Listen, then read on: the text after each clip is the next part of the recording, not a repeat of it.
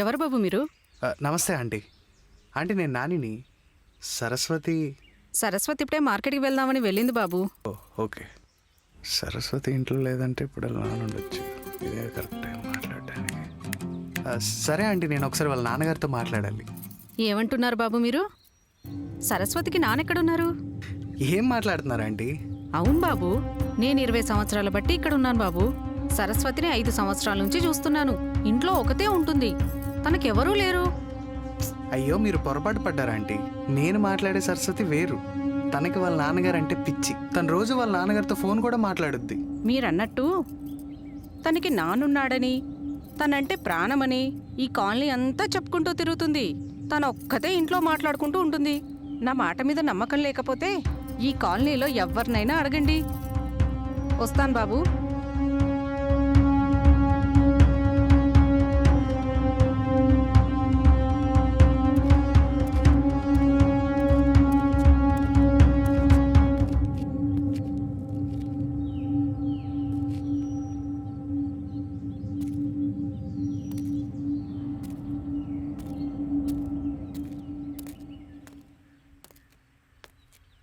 నాని, ఏ hi.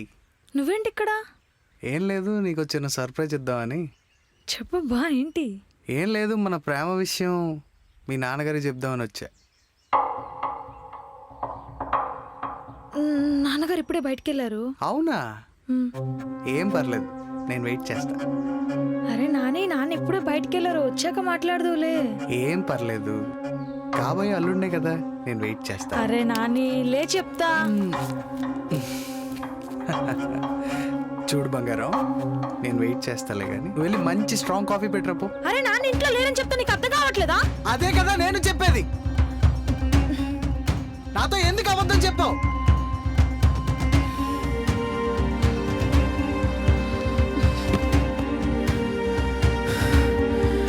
నేను first time touch చేసినప్పుడే fix అయిపోయాను, చచ్చేంత వరకు నీతోనే అని.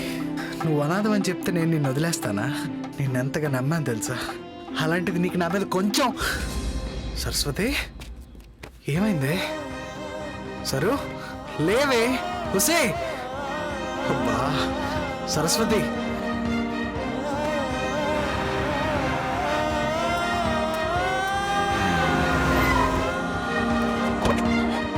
ఏమైంది?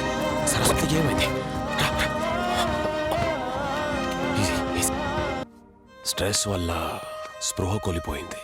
నథింగ్ టు వరీ, భయపడాల్సిన పని లేదు. బాబు, ఇంతకీ నువ్వెవరు? సార్, నేను సరస్వతి ప్రేమించుకుంటున్నాను సార్. కంగ్రాచులేషన్స్ రా.